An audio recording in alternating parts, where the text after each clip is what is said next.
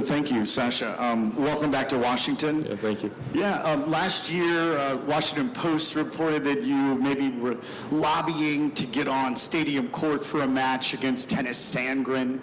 Now that you are the defending champion, how does it feel to know exactly where you're going to be playing your matches? I mean, I hope I know. There's guys who are unseated like Stan Wawrinka and Andy Murray, so we'll see. But I hope that my ranking and that the defending champion will most likely put me on the stadium court. And finally, you said some nice things about Washington last year when you came here, that it's different than other cities. Just another chance to expound on that. Yeah, I mean, that's why I'm back. I love Washington. I think you know, the stadium and the court is a perfect preparation for big tournaments like Toronto and obviously Cincinnati. And, you know, this is not a small tournament itself. So players are competing and playing at their best for this event. And, you know, it has so much history. It has so many great champions. Luckily for me, you know, I'm part of that list now since last year. But I'm gonna do everything I can to play my best and to try to win this title again. Next question, please.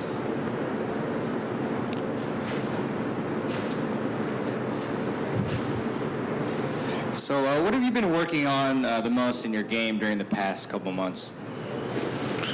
Well, I mean, after Paris, I tried to get healthy to start with because I've been injured and, you know, my hamstring had to take some rest, and I took some rest after Wimbledon. But, you know, I've done a good over 2 weeks of training. I've done a lot of physical work. I've done a lot of tennis work.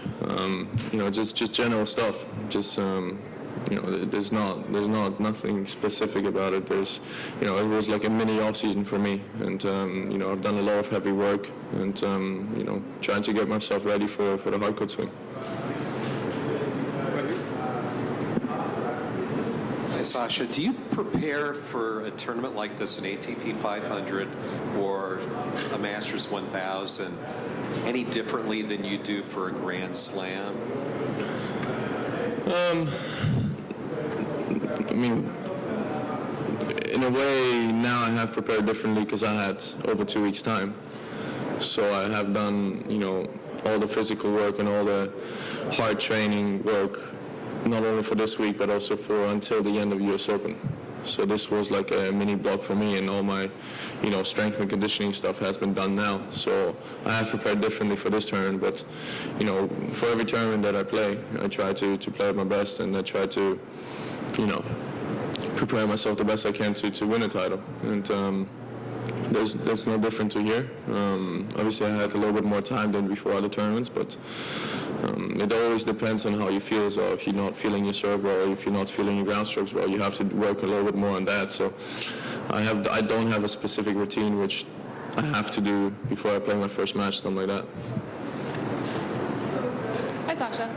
You had quite a few people out there watching you practice yesterday. Does it feel like you've won over kind of a whole new group of fans or section of fans after winning last year? And is that something that you like, coming to a tournament where it is really intimate and you are kind of, there were a lot of people out there yesterday. Yeah, I mean, who doesn't love attention, right? No, but it's great. It's great to see that there is such an amount of fans in Washington as well. Obviously, as I said, I love the city. This is one of my favorite cities in the U.S. This and Miami. Basically, are my two favorite cities in the U.S. So I love coming back here. I love playing here, and it shows. You know, it's great to see that the fans love having me back here as well. What do you think about the new serve clock system? I'll be trying it here in tournaments leading into the U.S. Open, where it'll make its Grand Slam debut. I'm wondering what you think about the rule. And how much do you know about it? Have they explained it to you? They have explained it to us, obviously. I mean, this is a change, but you know, I think it's a good thing they're trying it out. I think it's a good thing they're trying it out before the U.S. Open and not, you know, straight away at the Grand Slam. For me, I'm statistically one of the quickest players on tour. So for me, it probably will not be as big of a distraction as for others. But I like the idea. I like that they're trying it out. I can tell you more about after the first match, because obviously I haven't experienced it yet. But I think it's going to be important to listen to the players and to listen to players' reactions from different kind of players. From me, obviously, I'm one of the quickest players, as I said, and from Rafa, who's probably not the quickest player. To just listen and to hear their opinions, and it's going to be important for the ATP as well to really have an importancy to the player's opinion. If you're one of the quickest, do you like the idea of opponents who might take longer, having that restricted? Look, I'm not someone who tries to bring my opponent out of his rhythm by doing things that are unnecessary. I'm trying to play tennis. I'm trying to play tennis better than my opponent does. That's what I'm focusing on. I know there's other players out there who are going to use every single thing to get their opponents out of the rhythm, to take a medical timeout at when you're serving for the set, or when go to the toilet after you lose a set 6-0 or something like that. I'm not that kind of person. I try to always be fair. I try to obviously play at my speed when I'm serving, but give my opponent as much time as he needs. Everybody that's come in here for our interview today has said that they really love DC and they like the feel of it. It's a small, big city. You're expecting me to say I hate DC now, just to make it interesting. Are you going to go back on it? Sorry? Are you going to go back on it? Are you going to say you hate it? No, I love DC. No, my question is why? What's here that you like specifically? Because it's a different kind of city to all the other U.S. cities. It doesn't have the tall, massive buildings. It's a historic city. It has a lot of old buildings. It has a lot of monuments, which me as a European person, I love a lot. I love the city of Rome, for example, where you can really walk around the city and learn something and get to look at different kind of things that have history in it. I think Washington is a very historic city, and a very beautiful city itself as well. What buildings have you visited? Sorry? What buildings or what sites have you visited? No, I mean there's a lot. There's not only buildings. There's just like also statues. There's also monuments. There's different kind of things. It's not only about buildings. It's just about how the city is built and constructed as well. Thank you. Sasha, you made a rapid rise up the rankings going back years ago, and you've been able to sustain it and build on it. I'm wondering, as it relates to Shapovalov, who really starting next week with the Rogers Cup. He has points to defend.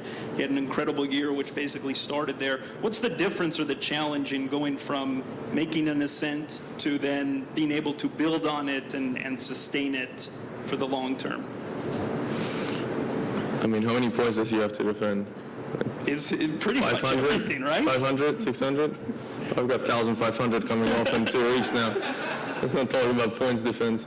But look, the run that he had last year at the Rogers Cups and at the US Open was amazing. And I think everybody was fascinated, not only in Canada, but all around the world. And, he's a great player, no doubt about it. He's made the semifinals with Madrid as well. He plays great, and I think he's going to be great in the future. You have to ask him how he feels about it. And we'll see in the next few weeks how strong he also mentally is and how much he can handle with pressure. Because going into a Masters 1000 events where you have a semifinals to defend is not something that he's done before. So us young guys, we have to go through a lot of first times. I went to a Masters event where I had the title defense in Rome, and I made the finals. Lost to Rafa, obviously. It was a great week. So, I've been through that stage a little bit already. It's going to be interesting to see how he deals with it.